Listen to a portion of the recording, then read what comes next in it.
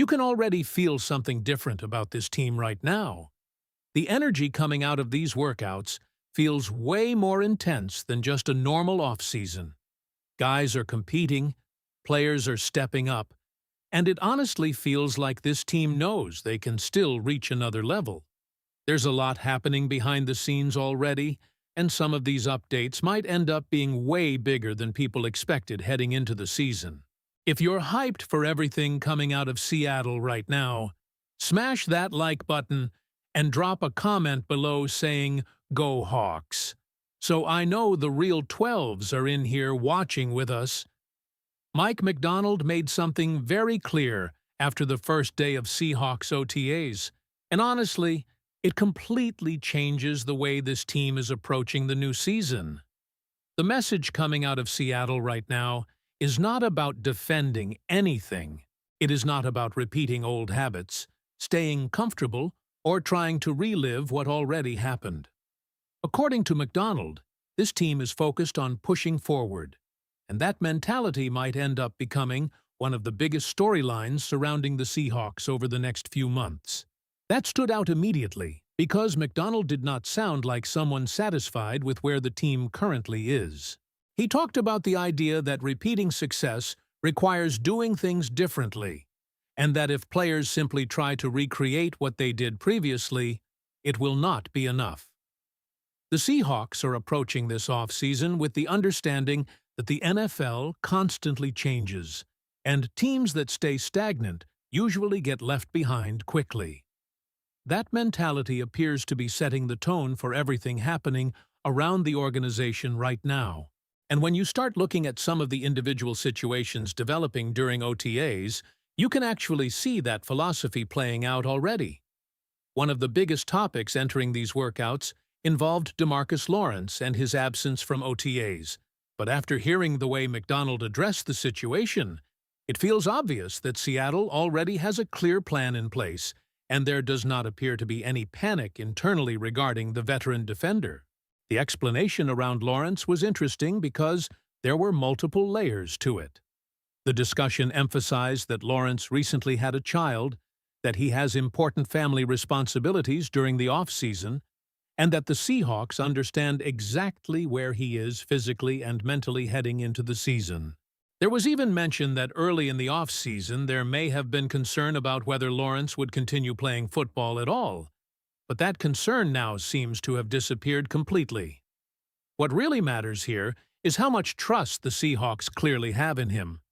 This is not being treated like a younger player skipping important developmental reps. The feeling around the team is that Lawrence has already earned the benefit of the doubt because of his experience and because of what he did last season. The comments surrounding him painted the picture of a veteran who understands how to prepare his body, understands how to manage an NFL season, and knows exactly what he needs to do in order to be ready when games actually matter. And the production mentioned during the discussion explains why Seattle feels comfortable giving him that flexibility. Lawrence reportedly finished last season with double-digit tackles for loss, a high sack total, multiple touchdowns, forced fumbles, and major momentum-changing plays throughout the year. The belief coming out of these OTAs is that Seattle still views him as a major piece of this defense moving forward. Another major development from OTAs involved Torrey Horton, and this might honestly be one of the most encouraging updates Seahawks fans could hear this early in the offseason. The expectation previously was that Horton would likely return around training camp, but Macdonald revealed something much more optimistic during his media availability. According to the update shared after practice, Horton is now expected to potentially return before the end of spring workouts. That changes the entire conversation around his recovery timeline. The reason this matters so much is because of the flashes Horton already showed before injuries slowed things down. During the discussion surrounding his status, it was pointed out that he played only 8 games last season, but still managed to produce 5 touchdowns, with a 6th score coming through a punt return against the Saints. There was also emphasis placed on his explosive playability and the way he consistently found opportunities to get into the end zone. That is exactly the type of player Seattle needs healthy heading into a new season. The excitement surrounding Horton is not just about statistics. It is about what he potentially adds to the offense whenever he is on the field. The conversation around him made it sound like Seattle views him as someone capable of changing momentum quickly and creating explosive moments that force defenses to react differently. And if Horton truly returns earlier than expected, that could end up becoming one of the quiet off-season developments that suddenly grows into a much bigger story later on. At the same time, another player gaining serious attention during OTAs was Elijah Arroyo. Multiple comments coming out of practice highlighted how impressive he looked, and apparently both coaches and teammates noticed it immediately.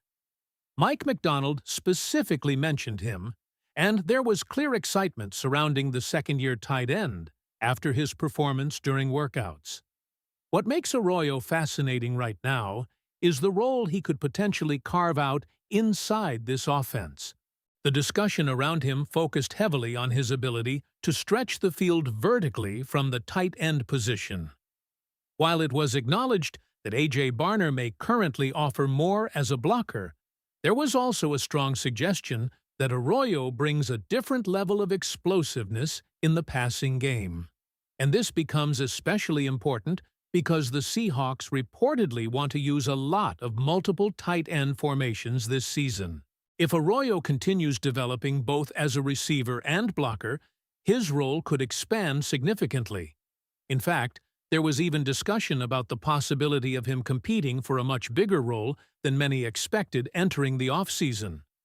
The overall tone surrounding him was not just that of a rotational player having a decent practice. It sounded much more like someone beginning to force the coaching staff into paying closer attention. Then there is Byron Murphy, who may have delivered one of the most intriguing comments of the entire day. Murphy openly stated that he believes he can become even better this season, and specifically mentioned the goal of reaching double-digit sacks. That confidence is interesting because the conversation around Murphy acknowledged that his rookie season did not fully match the expectations many people initially had for him statistically.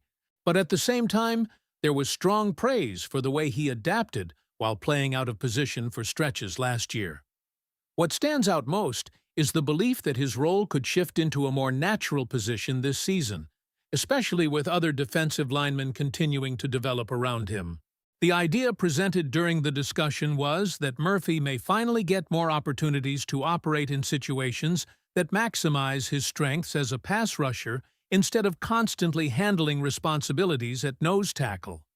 And according to the breakdown from OTAs, Murphy already showed signs of major pass rush production early last season before offenses started adjusting their protection schemes toward him.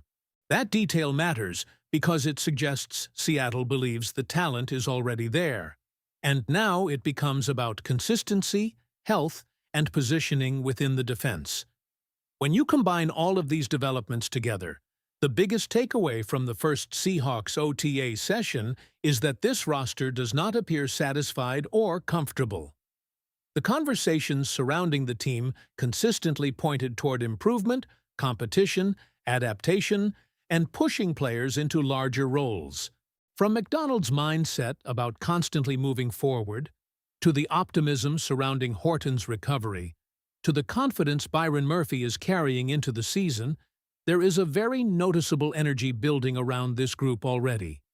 And honestly, the most interesting part might be that this is only the beginning of OTAs.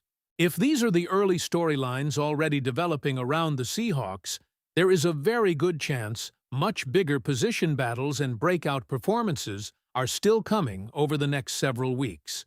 So now the question becomes, which one of these OTA developments stands out the most to you right now? Torrey Horton's recovery progress, Byron Murphy's confidence, Elijah Arroyo's emergence, or the Seahawks' overall mentality shift under Mike Macdonald?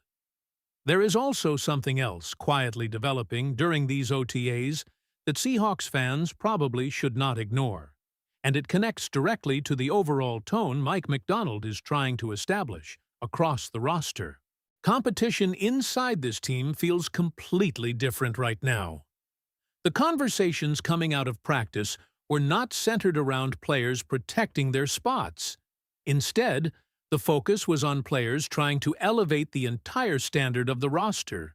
That is why the comments about Byron Murphy mattered so much. You could hear real confidence in the way he talked about his own expectations, but it did not come across as empty off-season hype. The discussion surrounding Murphy pointed toward a player who understands exactly where his opportunities could come from this year. With the possibility of playing more naturally within the defensive structure instead of constantly handling responsibilities at nose tackle, there is genuine belief that his production could take a major jump. And honestly, if Murphy reaches that 10-sack goal he mentioned, that changes the ceiling of this defense dramatically. Interior pressure affects everything. It impacts quarterbacks immediately, forces offenses to speed up their timing, and creates opportunities for everyone else around the defensive line. Seattle clearly believes Murphy is capable of becoming one of those disruptive players offenses must constantly account for. But at the same time, the Seahawks also seem determined not to rely on only one or two stars. That was another important takeaway from the OTA discussions. Whether it was Torrey Horton progressing faster than expected, Elijah Arroyo pushing for a bigger role, or DeMarcus Lawrence managing his off-season preparation differently, the overall theme remained the same. This roster wants more internal growth everywhere. And that is probably why Macdonald's push-forward mentality resonated so strongly after practice. Because it feels like Seattle understands that standing still in the NFL is dangerous. Teams that become comfortable usually fall behind fast. The Seahawks appear to be approaching this off-season with urgency, and you can already see younger players trying to take advantage of those opportunities before training camp even begins. If Horton gets back earlier than expected, if Arroyo continues building momentum, and if Murphy makes the jump everyone inside the organization believes he can make, these OTAs may eventually be remembered as the beginning of something much bigger for this team. And the scary part for the rest of the league is that this roster still feels far from finished developing. Make sure you subscribe to the channel, leave your like, and turn on notifications because all the latest Seahawks news and updates are happening right here first. And don't leave yet. Click the video on your screen right now because you do not want to miss the next major Seahawks development coming out of OTAs.